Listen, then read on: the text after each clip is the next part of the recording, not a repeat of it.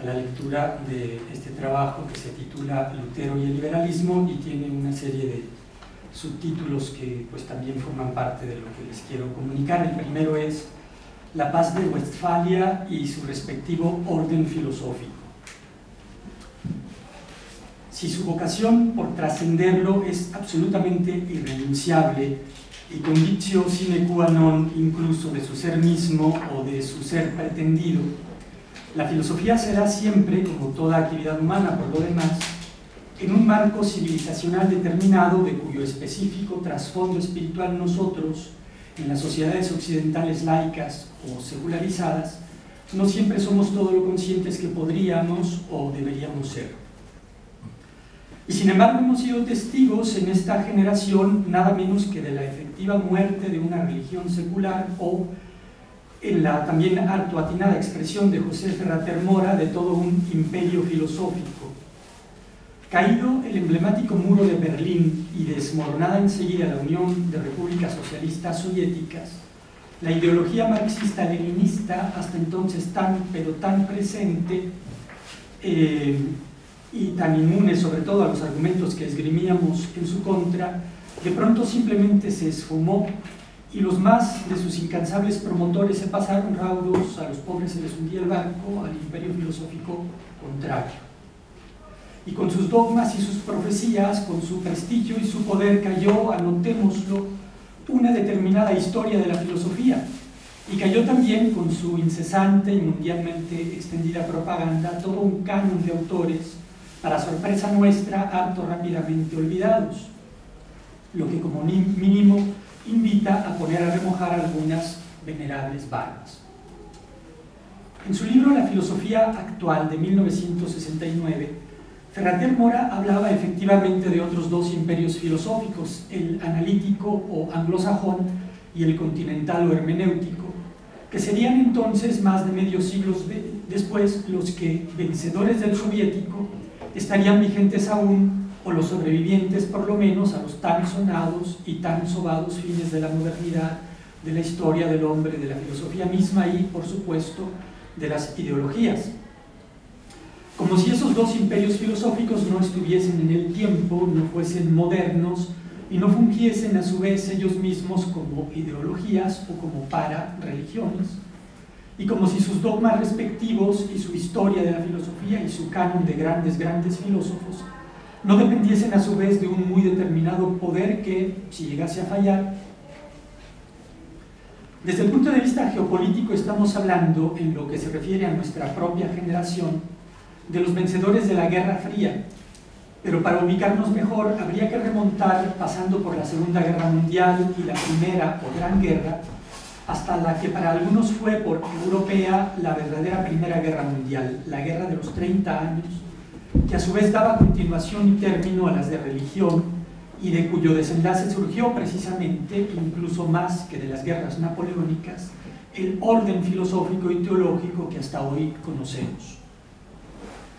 En esa guerra fue en principio derrotada y disuelta o rota desde dentro en su dimensión política, en vida de Descartes, por cierto, en 1648, nada menos que la cristiandad occidental. Y al viejo orden medieval, imperial, católico, escolástico y latino, el de las universidades, las zonas teológicas y las catedrales, le sucedió desde entonces en Europa el orden westfaliano o de equilibrio de poderes y de estados-nación y de culturas e iglesias nacionales, en el que no tardamos en entrar, disuelta esa cristiandad mejor que fue el imperio español, incluso en esta América católica nuestra, desde hace ya casi un par de siglos, muy violenta y muy artificialmente dividida en estados-nación libres o más bien liberales e independientes. En la paz de Westfalia, escribe Carlos Valverde, fracasó definitivamente el proyecto español y triunfó el proyecto francés.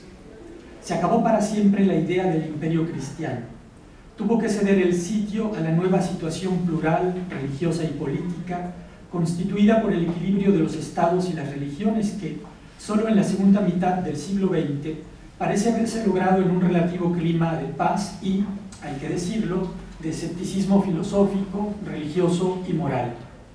Europa quedaba entonces dividida en estados y en religiones diversas,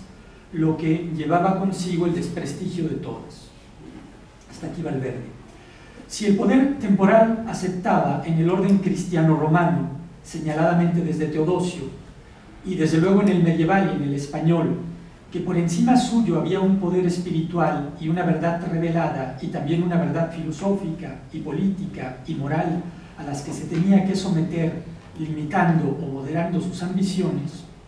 en el nuevo orden las verdades mismas, y ante todo las más importantes entre todas ellas, quedaban subordinadas al poder temporal. Y todo esto se manejó y se maneja nada menos que como un proceso de emancipación. Siglo y medio de matanzas, comenta Miguel García Baró, terminó en el más impío de los pactos, concentrado en la fórmula célebre cuius regio eius religio: deberás aceptar la religión de quien sea tu soberano. Lutero fue, como es sabido, el detonador de todo aquello, y también fue en la estela de Ockham uno de sus principales ideólogos. El reformador alemán vino y liberó por fin a los poderes temporales de la terrible tiranía del papado o del poder espiritual, negándole a la iglesia jerárquica toda legitimidad y atribuyéndosela en cambio al Estado que, si estaba naciendo apenas, ya se perfilaba como un poder totalitario. Cristo no tiene dos cuerpos, uno seglar y otro eclesiástico, sostuvo el gran reformador, es una sola cabeza y tiene un solo cuerpo. Y de la lectura del Evangelio, el gran escriturista alemán viene a concluir que la cabeza de ese cuerpo es nada menos que César, y les allana de ese modo el camino a los británicos Enrique VIII y Jacobo I,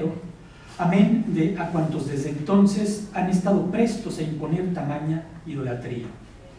En esa misma carta a la nobleza cristiana de la nación alemana acerca de la reforma de la condición cristiana, escrita en 1520, Lutero alentaba incluso a los señores alemanes a la persecución de los que ya consideraba sus propios enemigos.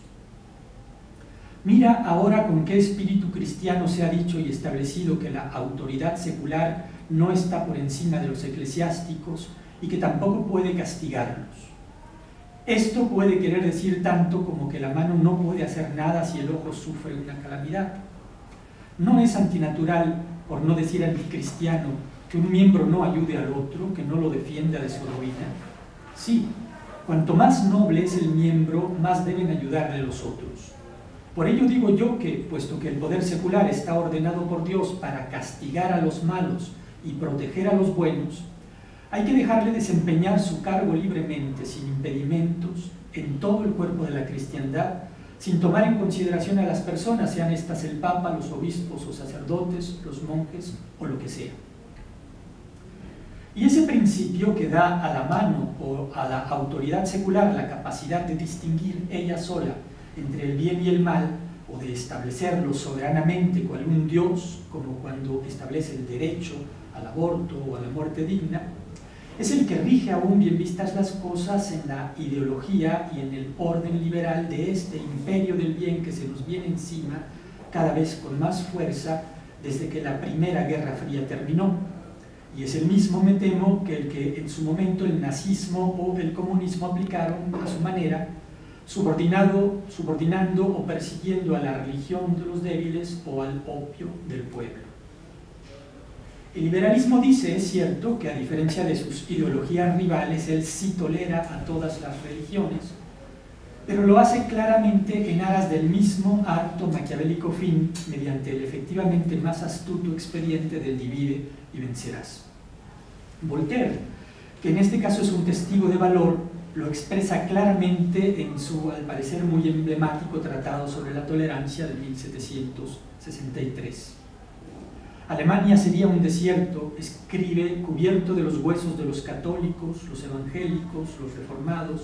los anabaptistas, degollados los unos por los otros, si la paz de Westfalia no hubiese procurado, en fin, la libertad de conciencia. Nosotros tenemos judíos, prosigue, en Burdeos, en Metz y en Alsacia. Tenemos luteranos, molinistas y jansenistas. ¿No podemos sufrir y contener calvinistas? Pregunta el perseguidor del calvinista Jean-Jacques Rousseau, más o menos en las mismas condiciones en las que los católicos son tolerados en Londres.